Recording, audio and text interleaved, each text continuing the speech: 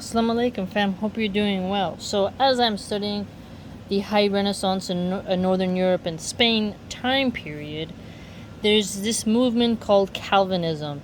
And what's really interesting is if you look at it, it goes from Catholicism, Protestantism, to now Calvinism. So, Calvinism is an interesting sect because it branched off into like the Norwegian area, but also went into America and is still alive today.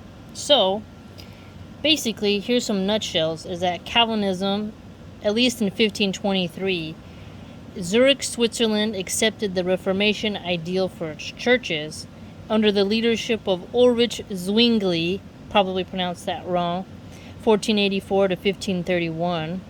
And so he adopted Luther's reforms, which included the abolition of statues, images, and he allowed the clergy to get married, which was a big deal.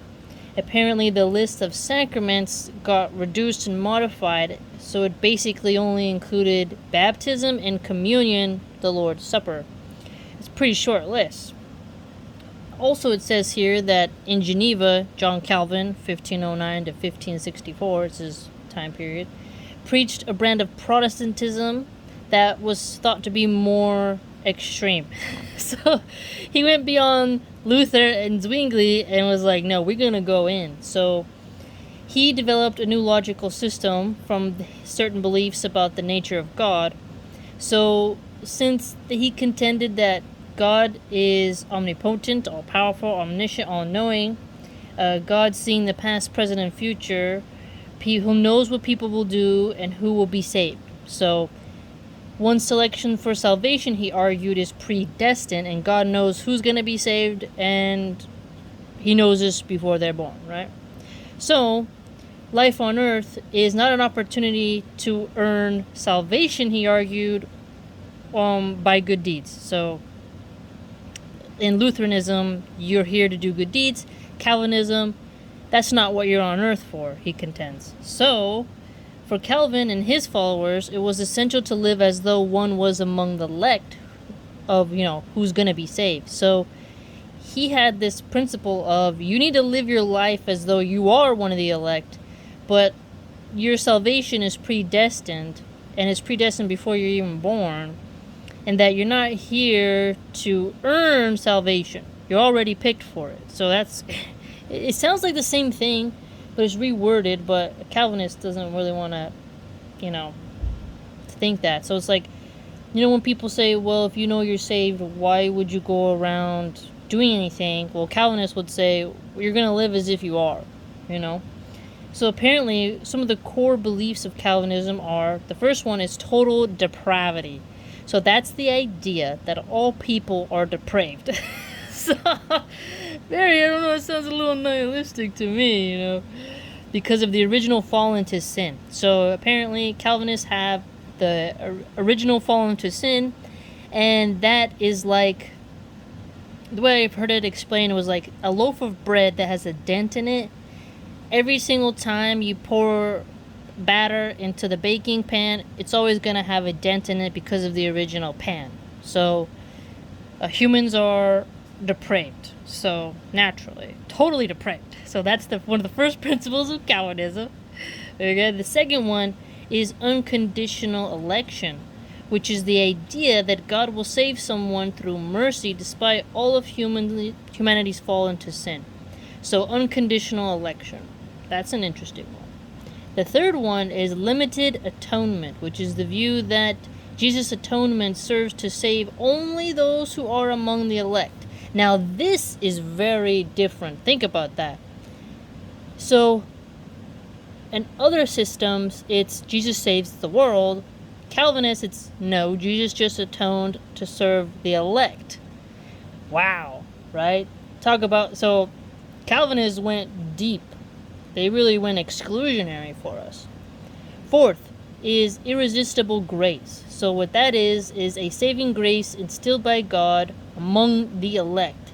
So that's an interesting one. So they have these elected who are going to go to heaven regardless, right? They're born that way. They're going there. And they have this grace that apparently it's like this saving grace. It's in them. A very interesting concept there. Wow, you know. Fifth is perseverance of the saints. So the maintenance of faith among the elect despite hardship or temptation. So that's interesting, right?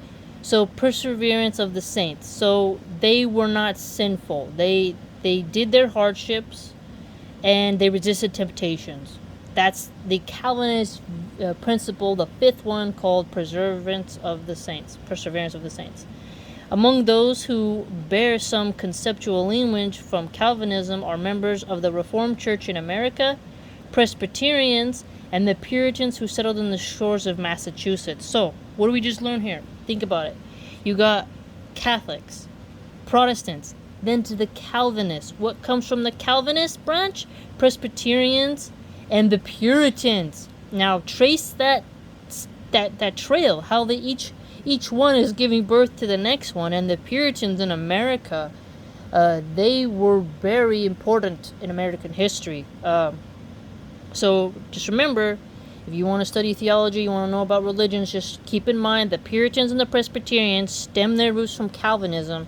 Calvinism stems its root from Protestantism.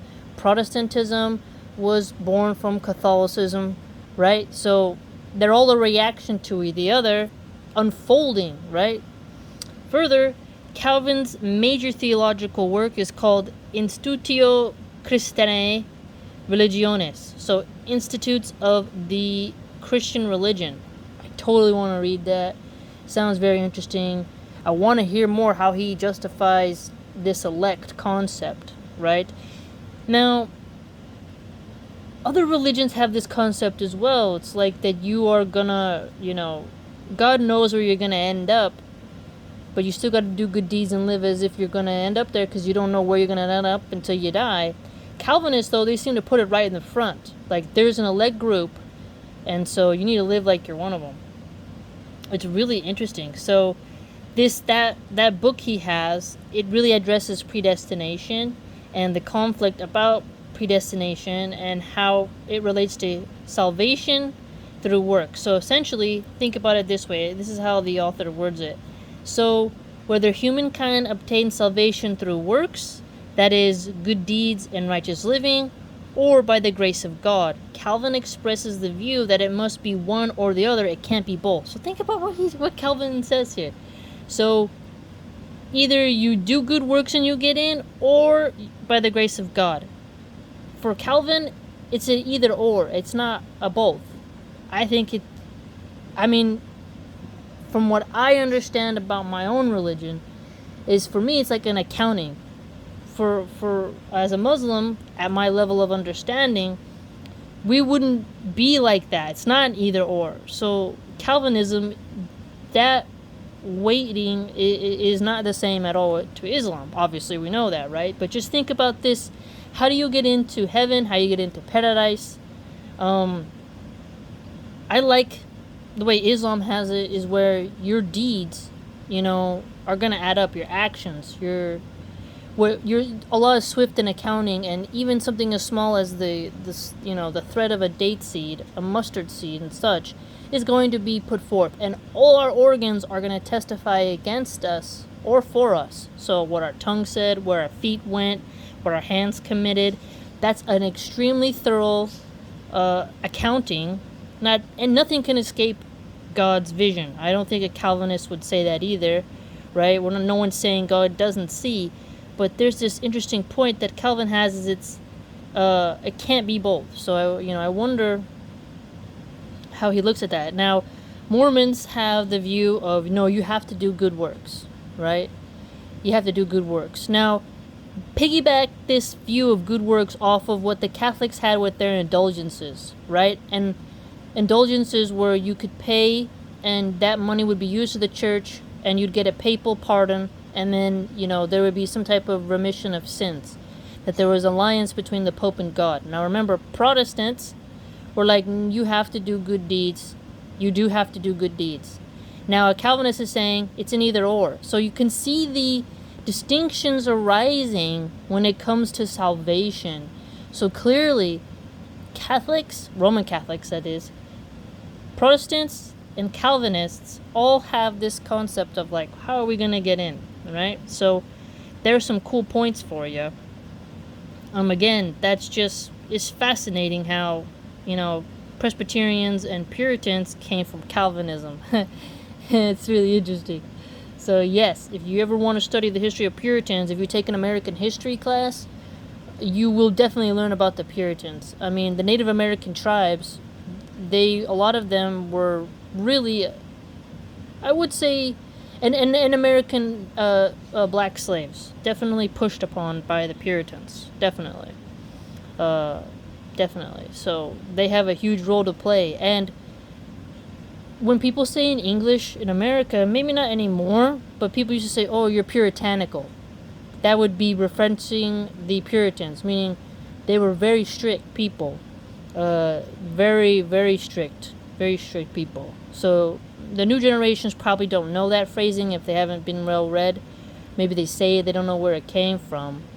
But I know what it is. So if you ever hear the phrase, oh, you're so puritanical, they're referring to the Puritans, the Puritan religion. So again, interesting points here for us. So I hope you learned something.